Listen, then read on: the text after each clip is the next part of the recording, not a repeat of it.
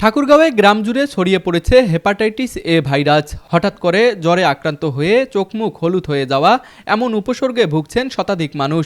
এতে আতঙ্ক ছড়িয়ে পড়েছে পুরো এলাকায়। সদর উপজেলার রহিমানপুর ইউনিয়নের পল্লী বিদ্যুৎ বাজার সংলগ্ন মাছুয়া পাড়ায় কয়েকদিন ধরেই বাড়ছে রোগীর সংখ্যা। স্থানীয়দের দাবি, অল্প সময়ের মধ্যেই প্রায় শতাধিক শিশু, নারী ও পুরুষ আক্রান্ত হয়েছেন।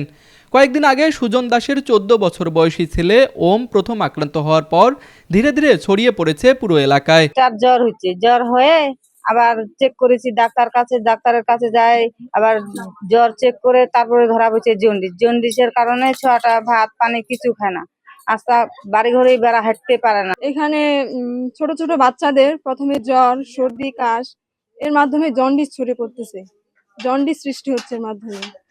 রংপুর শহরে নিরিবিলি ও মনোরম পরিবেশে অবস্থিত রংপুর গ্রুপের প্রিমিয়াম আবাসন প্রকল্প আনান সিটিতে নগদ মূল্য ও সহজ কিস্তিতে প্লট এবং কন্ডোমিনিয়াম অ্যাপার্টমেন্ট বিক্রয় চলছে।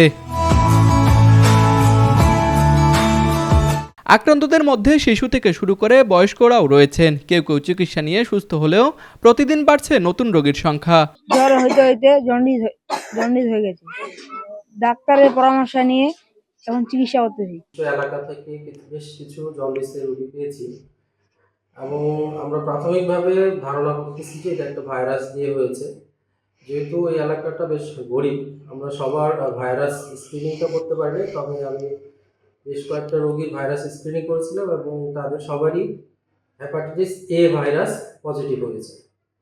তো আমরা ধারণা করছি যে বাকিদেরও হয়তো এই কারণেই হচ্ছে আর কি।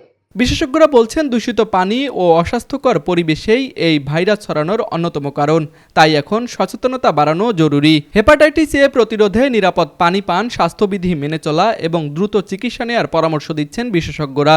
এ বিষয়ে এখনই কার্যকর পদক্ষেপ না নিলে ভবিষ্যতে পরিস্থিতি আরও ভয়াবহ রূপ নিতে পারেন বলে আশঙ্কা করছেন বিশেষজ্ঞরা। ঠাকুরগাঁও প্রতিনিধি মোহাম্মদ হাবিবের পাঠানো তথ্যচিত্রে ডেস্ক রিপোর্ট, RCTV।